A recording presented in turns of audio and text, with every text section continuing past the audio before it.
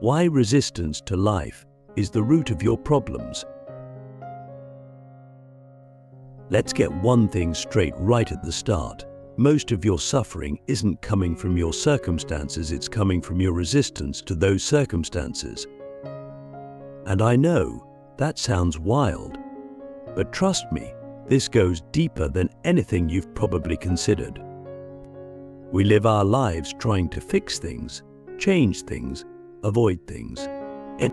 We try to sculpt reality to fit our narrow expectations, our fragile identities, and our fear-based desires. But what if I told you that this very act, the act of resisting life as it is the origin of almost every internal problem you've ever faced? Pause for a second and think about this. Have you ever noticed how pain isn't always the thing that breaks you, but the fear of pain, the fight against it, the story you tell yourself about how it shouldn't be happening? That's resistance. It's subtle, it's sneaky, and it disguises itself as logic, ambition, even self-care. But it's actually the psychological equivalent of trying to swim upstream in a river that's meant to carry you forward. Click subscribe to this channel to get more profound insights. As a philosopher and a YouTuber, two identities you probably never thought would merge. I've seen how people chase answers, crave control, fears, and try to optimize every second of their lives. But here's the paradox. The more you try to control life, the more it controls you. The more you resist what is, the more it persists. And that's not just a poetic idea, it's a psychological, emotional, and spiritual reality. Let me give you a real example. Imagine you're stuck in traffic, late for a meeting, and your chest is tightening with anxiety. You're pounding the steering wheel, swearing, gripping the illusion that this shouldn't be happening. But the traffic isn't the problem. The problem is your resistance to the moment. The traffic is just cars. Your suffering is the mental narrative you've created around it. And this doesn't just apply to trivial moments. Resistance shows up in heartbreak, failure, aging, grief. It shows up when you get fired, when someone betrays you, when your plans fall apart. Life throws something at you, and instead of responding with open awareness, you tighten up. You say no to reality. You push back, you resist, and in doing so, you double your pain. Why do we resist life? Because we think we know better than life. We think we have the master plan, and anything that deviates from it is a threat. But here's the thing, you don't know. I don't know. None of us really know. What we call knowing is often just a story we've told ourselves enough times that we believe it. But life is infinitely more intelligent than our limited minds. And what if, instead of resisting life, we started trusting it? That's a terrifying idea for most people. Trusting life means relinquishing control. It means embracing uncertainty.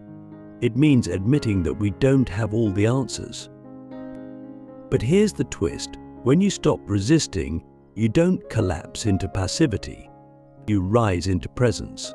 And in presence, you find power stronger than control. You find clarity, creativity, and peace. Let's go deeper. What if all your anxiety isn't about the future, but about your resistance to not knowing the future?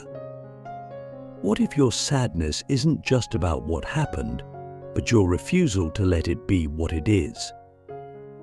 What if your burnout isn't just overwork, but your resistance to rest, to stillness, to silence? When you resist life, you fragment yourself.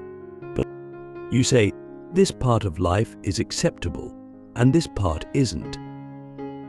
You break the world into pieces, good and bad, wanted and unwanted, and you live in constant tension. But life isn't fragmented. Life is whole. It's our minds that carve it up, and it's our resistance that keeps us stuck in that illusion. Let me ask you something deep, so deep that your answer might change depending on when you hear it. What are you resisting right now? It could be a feeling, a truth, a decision, a loss, a change you know is coming. Whatever it is, feel how much energy it takes to fight something that already is. Feel how exhausting it is to deny the present moment. Now imagine what would happen if you let go. Not give up, but let go. Let go of the fight. Let go of the story. Let go of the belief that this moment should be something other than what it is. That's not weakness. That's freedom. That's the start of wisdom.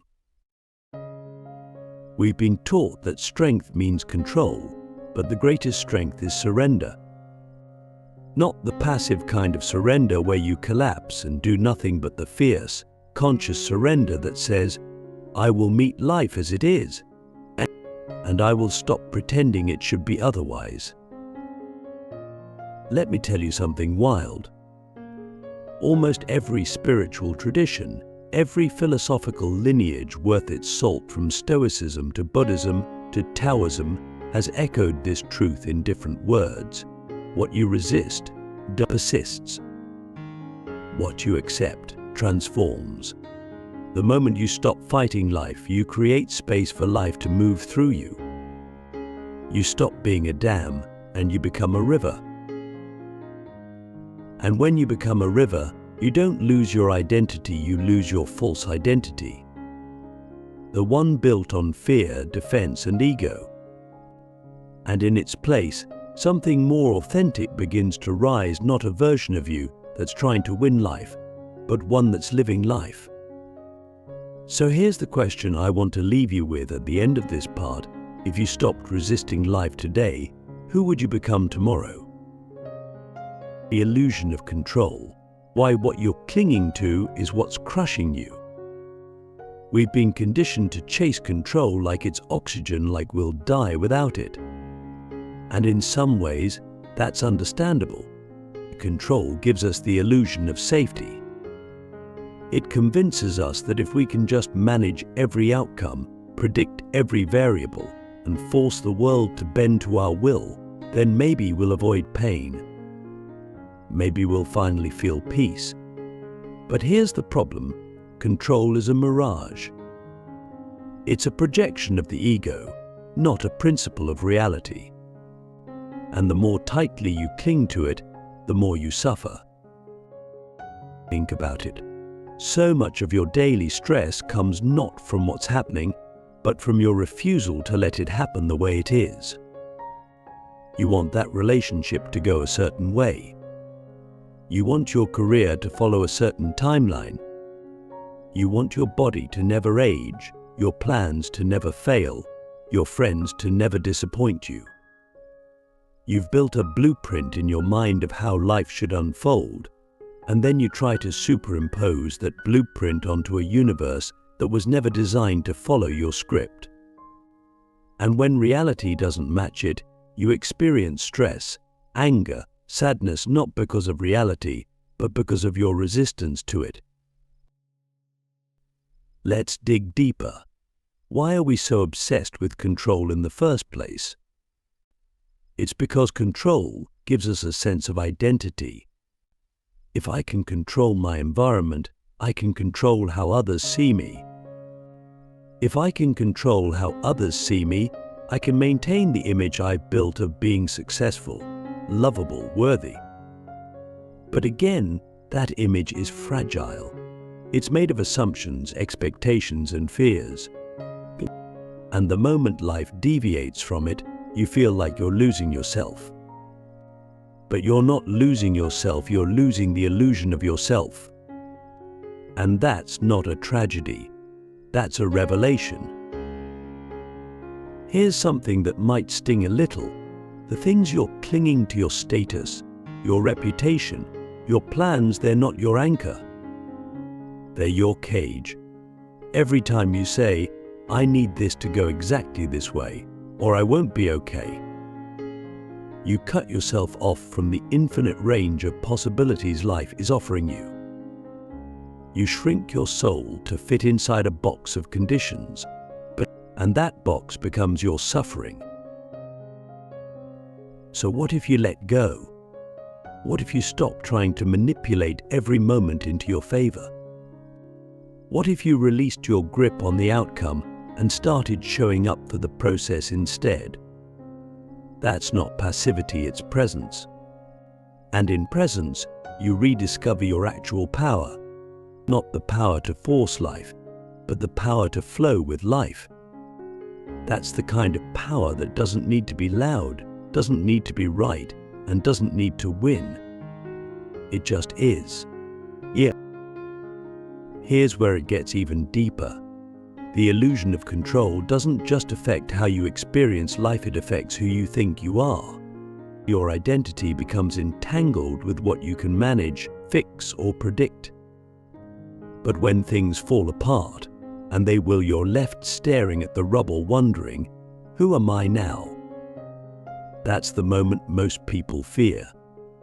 But it's also the moment where truth begins. Because when the identity built on control crumbles, something more real can emerge. Something rooted not in what you do or have, but in what you are. So let me ask you this. What are you clinging to right now that, deep down, you know is crushing you? It could be a relationship that's no longer aligned, a job that's draining your spirit, an image you're trying to maintain, and a version of the future you're terrified to lose. Whatever it is, feel the weight of it. Not just intellectually, viscerally, but feel how much energy it takes to keep clutching that thing that's already slipping through your fingers. Now imagine what would happen if you opened your hands, not in defeat, but in trust. Trust that life, in its chaotic wisdom, knows something you don't. Trust that letting go doesn't mean losing, it means making space for something new, something truer, something freer. When you stop clinging, you stop choking your own growth. You allow yourself to evolve. And in that evolution, you don't become less, you become more. More open, more alive, more capable of responding to life as it is, not as you wish it would be. So here's what I want you to reflect on until the next part. What would your life look like if you stopped trying to control it and started listening to it instead? The war within, how internal resistance destroys external peace. Most of us are searching for peace. Not just the absence of chaos, but that deep, steady stillness that can hold us even when life is loud.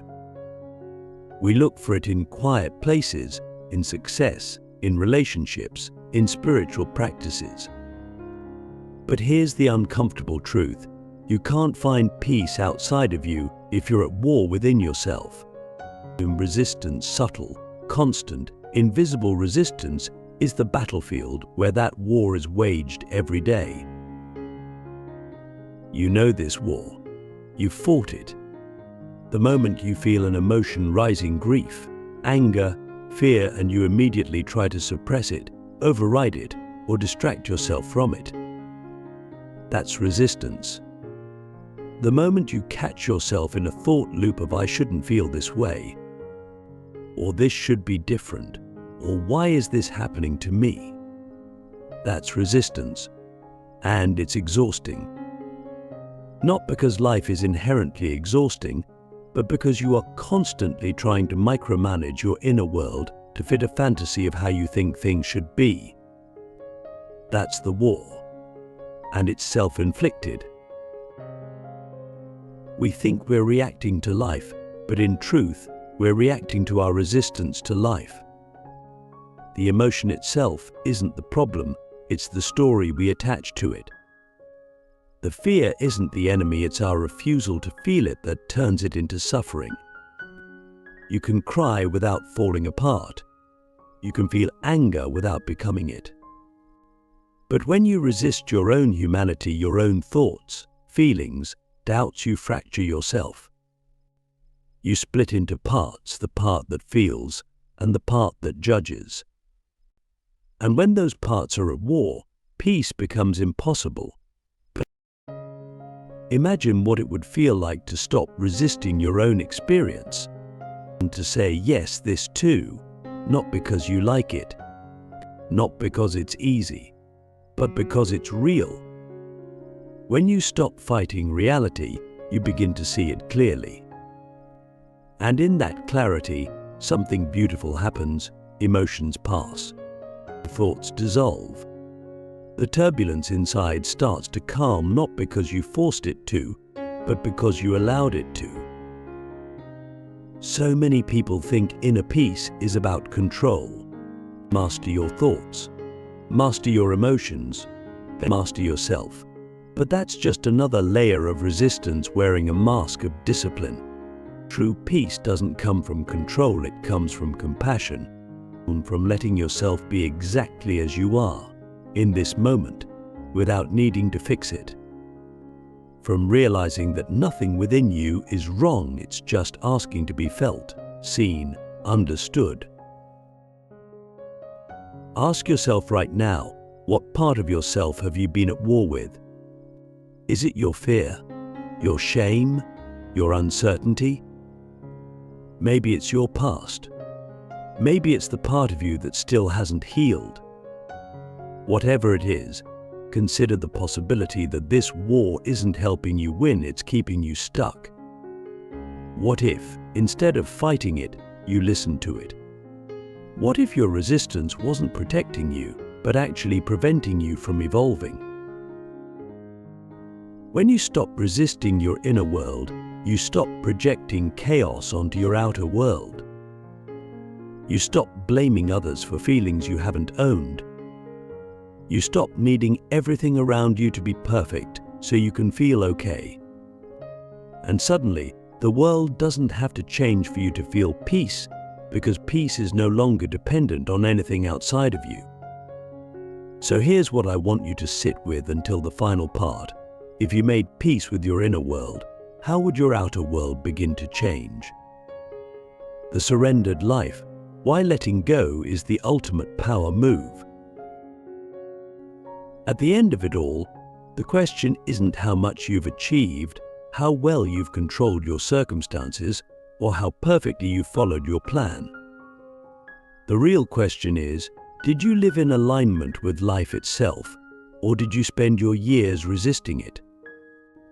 That's the final frontier of this journey, the realization that life isn't something to conquer, but something to cooperate with. And that surrender, which we've been taught is weak, is actually the highest form of intelligence and strength. Letting go doesn't mean giving up. It doesn't mean you stop caring, dreaming, or taking action.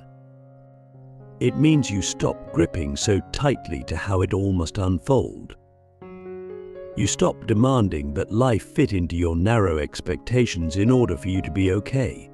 But letting go is the power move because it releases you from the exhausting illusion that you are the architect of every detail. It frees you to participate in life, not as a controller, but as a collaborator. And that shift changes everything. When you surrender, you enter a new relationship with existence. But one where you still act, but without attachment. One where you still dream, but without desperation.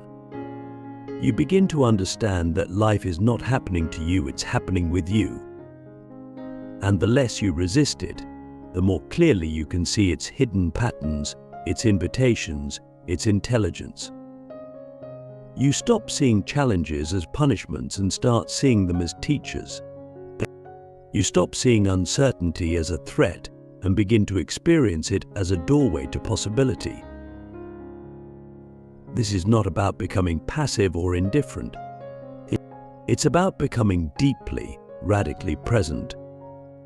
When you stop resisting, you stop living in the future that hasn't arrived and the past that no longer exists. You meet life where it is, not where you wish it were. And from that place, your actions become cleaner, clearer, more effective. Because you're no longer acting out of fear or avoidance, you're acting from awareness.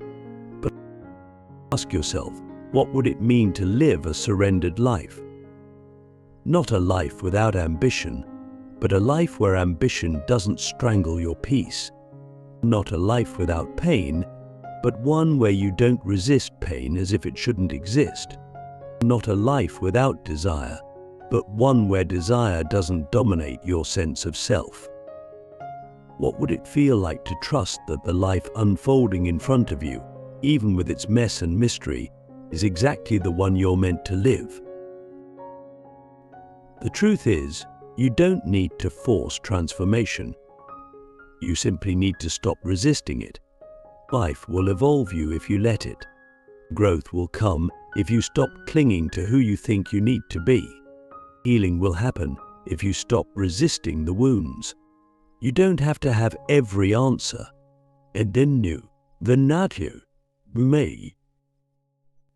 You just have to stay open. You just have to be willing to say, I don't know, but I'm here for it.